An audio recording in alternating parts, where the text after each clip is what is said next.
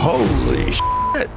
He said what? Developing right now, growing talk in Hollywood that South Park could be planning a Harry and Meghan sequel. Oh, we say that. We say that. We all think that. Oh, goodness me. I would be very excited about this. Here's the headline in the Mail. Calls for South Park to take a second bite out of Harry and Meghan. New respect our pregnancy joke appears online after the Duchess's latest social media posts. The twerking video will have just made those South Park guys think this is too good. This is too good. Let's have a bit of a laugh at Harry and Meghan's expense because I'm finally caught up with this South Park episode. It's quite vicious in a way, but quite funny as well. What matters is what we have on the inside. Time to do our daily $250,000 sponsored Instagram post. I shouldn't have left the made-up nonsense. South Park, it's come to life. That's what we're witnessing in this hospital room right here. You can't sue a cartoon. It's satire. It is what it is. South Park has done a parody. My name is Megan Sussex now. Call me Meghan Markle one more time, Mindy Kaling. It has really upset Meghan Markle. Like the gross disrespect to the intimacy and privacy of marriage and childbirth. Okay, then you must be in the national system. Oh yeah, is this you? Sorority girl, actress, influencer, victim. Yeah, that's totally me. So you hate journalists? That's right. And now you wrote a book that reports on the lives of the royal family. Right. So you're a journalist. Any type of flower arranging is just telling a story. What story do you want to tell? Maybe leave the country. Maybe disown your dad. Be creative. This wasn't parody. This was demolition. South Park just aired what some are calling the banned Meghan Markle episode. And when I say chaos, I mean fake baby bumps, hospital twerking, and a PR team allegedly hitting DEFCON 1 before the first frame even aired. But South Park didn't blink.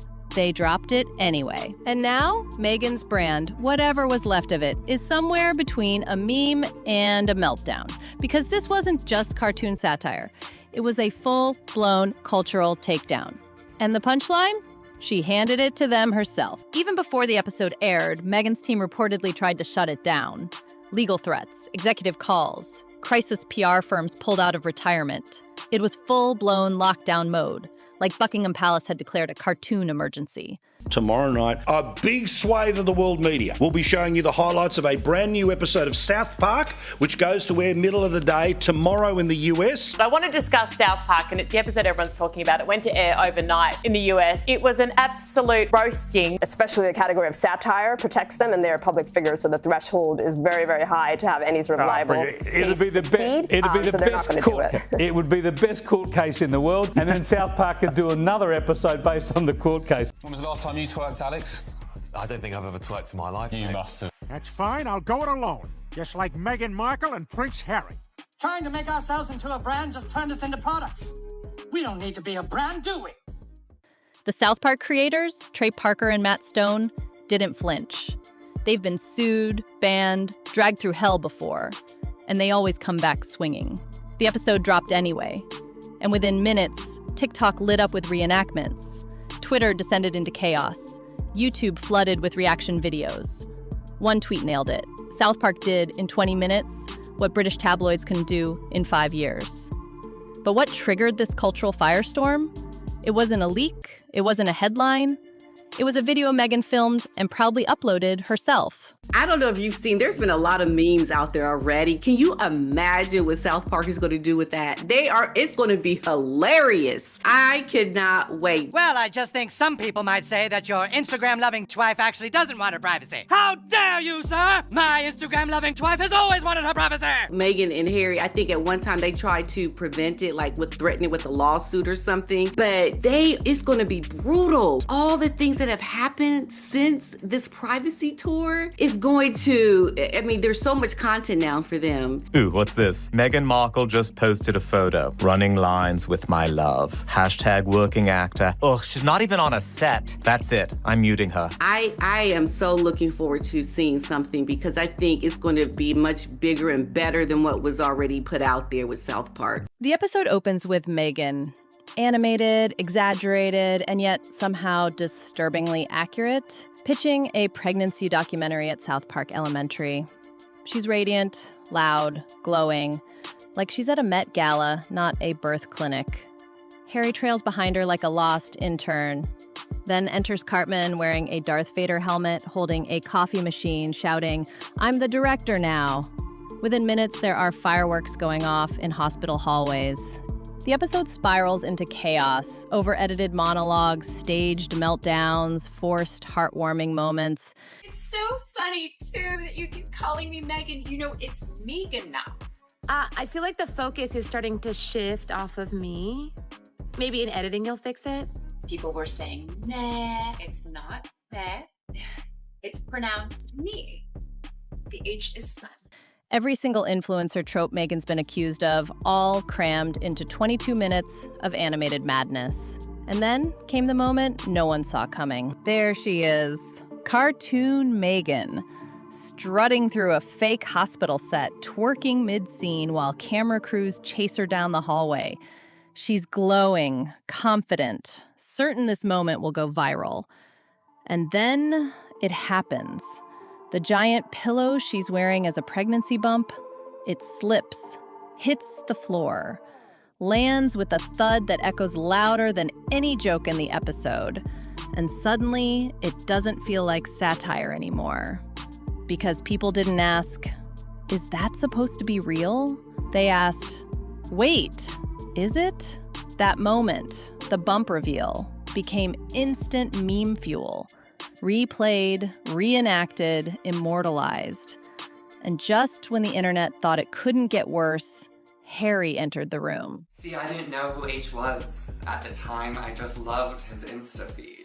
These two are not sincere people. They say that they want their privacy while going on every television show, writing books, doing 6 hours of Netflix. They're not very likable, and people are tired of them. It is uncomfortable, but I don't think, because she's done this before for photos, I don't think that is a real baby bump. I think way too big. It's way too big. And sort of too low as well. Yeah, it's like a metre out there. I mean, it looks the wrong shape. Where's she going to give birth there? Through her knees or something? I mean, that is too low. Harry burst into the scene like a royal stage manager yelling his now iconic line, "Expect our pregnancy."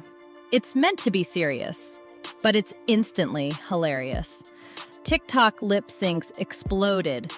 Twitter made it a catchphrase. Reaction videos on YouTube hit hundreds of thousands of views overnight. The internet didn't flinch. They laughed and kept laughing. Because South Park didn't have to invent the absurdity. They just recycled it with animation. Even Meghan's usual defenders were quiet. Because, honestly, how do you defend this? It's so funny you keep saying Meghan Markle, you know it's Sussex. But while the memes spread like wildfire, Hollywood executives were taking notes. Insiders say Meghan's name became radioactive in the days following the episode. Deals that were in talks, suddenly silent. Calls, ignored. Production meetings, canceled. One studio exec didn't sugarcoat it. No one wants that kind of circus around their project. Her As Ever brand, already exposed for faking a sellout with limited stock tactics. It's important we do this ourselves, Harry, and not live off your family. I agree. We'll just have to find a way to make £50 billion on our own. Her Spotify deal, canceled. Her projects, quietly shelved or reassessed. What South Park did wasn't just funny. It was fatal. Because the version of Meghan that the public saw, curated, glamorous, curated again, had now been reduced to a cartoon caricature with a flying baby bump and no punchline. And then came the final scene, South Park's mic drop. Cartoon Meghan, standing proudly in front of a YouTube screen. Welcome to my garden. Well, it's not my garden, it's a set actually, but welcome to my set. She uploads her disaster documentary, fireworks still smoldering, bump on the floor, Harry in shambles. She beams. This, in her mind, is the moment. Her viral masterpiece. And then the views roll in. 12. Just 12. Half of them from Cartman refreshing the page.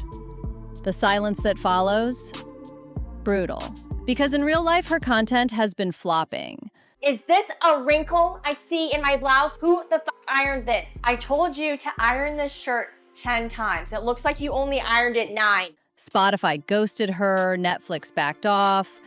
Even her podcasts quietly scrubbed from trending charts. The gap between who she thinks she is and who the public sees growing by the day. And with that final gag, South Park didn't just roast the brand, they buried it. There's a moment in the episode where cartoon Meghan shouts, "Who ironed this shirt? I told you 10 times." Another where she yells at the crew, "Come eat the chicken, act like you're having fun." It's meant to mock her performative relatability, the curated chaos that tries to look spontaneous but smells like marketing. And it lands. Because behind the soft smiles and scripted tears, Meghan's public persona has long been whispered about as controlling, image-obsessed, and unreachable. Everyone says they don't have time to make homemade meals, but if you just have 3 nannies, 2 butlers, a housekeeper, a driver, and a full-time personal assistant, you have all the time in the world. Stop making excuses and start moving snacks from one bag to another. The episode doesn't just mock her, it unmasks her. Let's talk about the real-world receipts. Her as-ever lifestyle line was hyped up like it was the next Goop, then exposed as a fake scarcity stunt to force a sellout narrative. Spotify cut her loose. Insiders hinted at creative differences. Translation, she was hard to work with and harder to market. South Park captured that contradiction perfectly with a single throwaway line. Why jam? A mocking callback to the absurdity of her branding choices. It is elevating the ordinary little things. And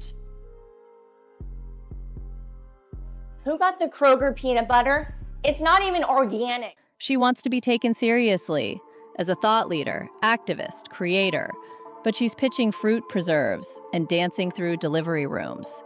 And in doing so, she's become what no royal or brand ever wants to be, a parody of herself. Let's be real, Meghan Markle didn't leave the royal family for peace. She left to control the camera.